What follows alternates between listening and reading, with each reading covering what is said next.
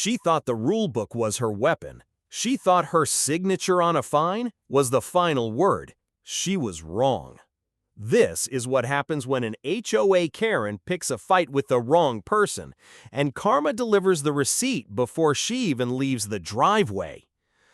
The steady, healthy hum of Leah's lawnmower was her Saturday morning therapy. The smell of fresh-cut grass her reward for a long week. She wiped a bead of sweat from her brow, surveying her work with a tired but satisfied smile. The peace was annihilated by the sound of sharp, staccato heels on pavement. Barbara marched into frame, not walking onto the lawn, but invading it, her oversized designer sunglasses and clipboard making her look like a suburban secret police officer. "Leah, we have a problem," she said, her voice devoid of any greeting, only cold accusation. Leah killed the mower's engine, the sudden silence feeling like a vacuum. "Good morning to you too, Barbara. What is it this time? Is the grass too green? Are the dandelions not compliant with the bylaws?" Barbara ignored the sarcasm, tapping her clipboard with a long, manicured finger. "Your lawn. Section 7, paragraph 12. All turf grass must be maintained at a height no greater than 2 3/4 inches. She produced a ruler from her clipboard pocket like a prosecutor presenting Exhibit A and dramatically stabbed it into the grass. "This is a clear 3 inches. A violation. Again." Leah let out a sigh, her patience fraying. "Barbara, it's Saturday. I just started. I was going to edge and trim after the mow. It'll be under 2 inches by lunch. The violation is observed at the time of observation. Intent is not a factor. I'm going to have to issue a citation," Barbara stated, her tone flat and bureaucratic. "A citation?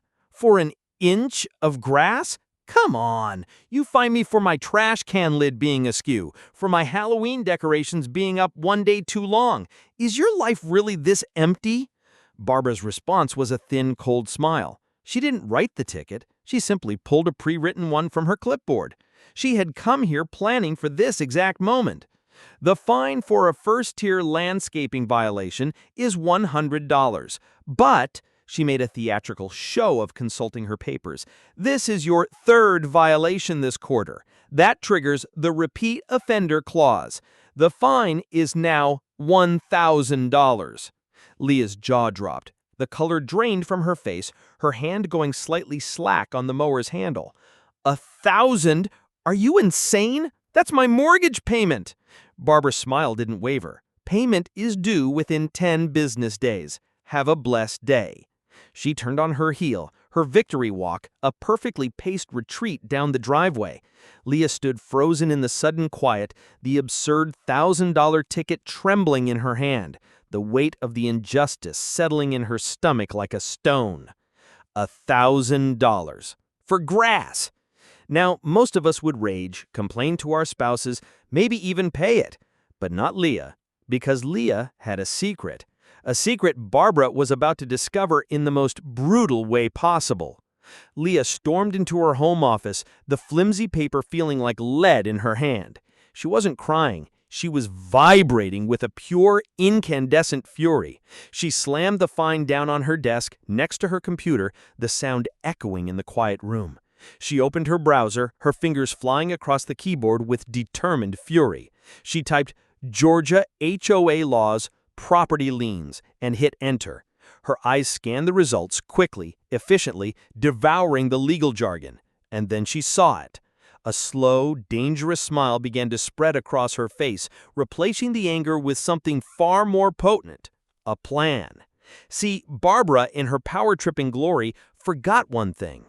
HOAs have power because they have covenants, and those covenants are a matter of public record. And if you know where to look, Leah navigated directly to the county clerk's official property records website.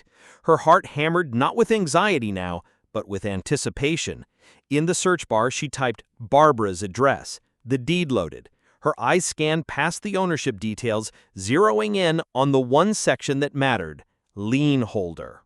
You can find out exactly who really holds the power. It wasn't a big national bank.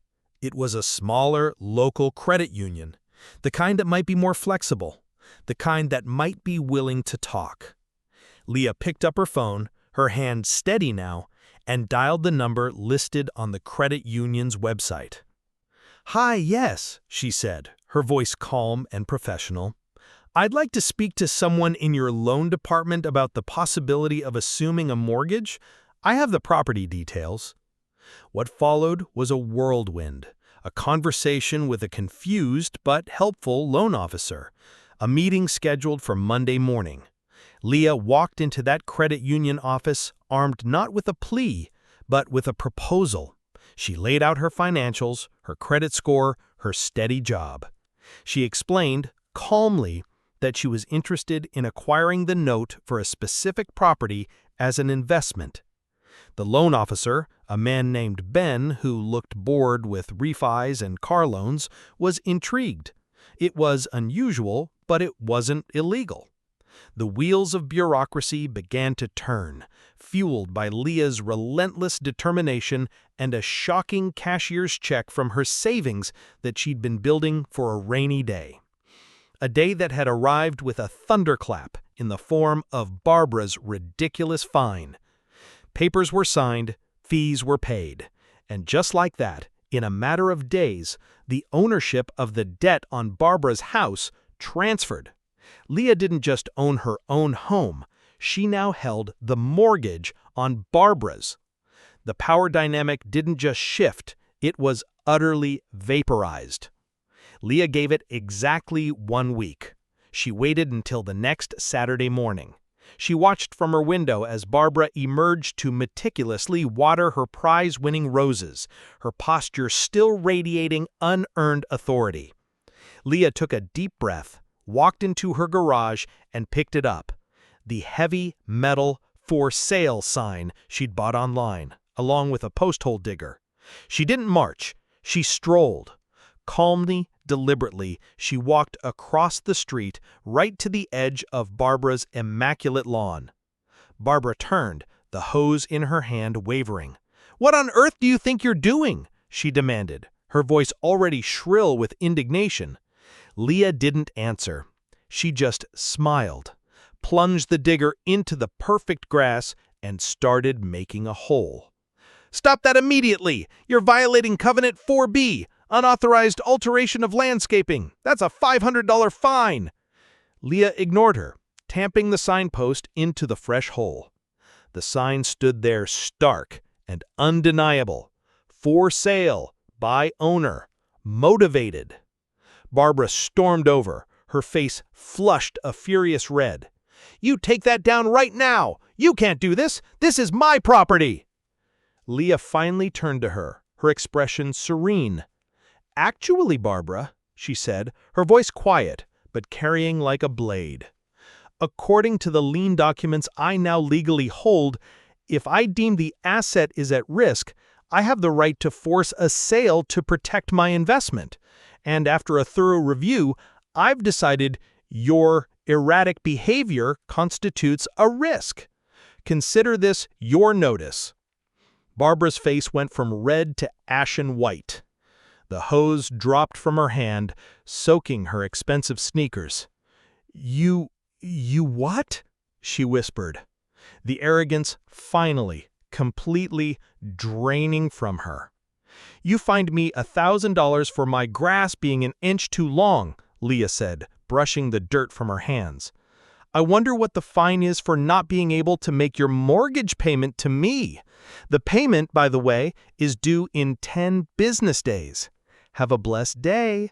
She turned and walked back to her house, leaving Barbara standing frozen in the middle of her watering lawn, staring at the for sale sign planted in the heart of her perfectly regulated life, her entire world dismantled by her own petty tyranny. So what would you do if someone tried to destroy your life over an inch of grass? If you've ever dreamed of seeing a bully get their perfect comeuppance, smash that like button. Subscribe for more stories of instant justice that'll have you cheering till the end. And let me know in the comments, what's the most outrageous HOA rule you've ever heard of?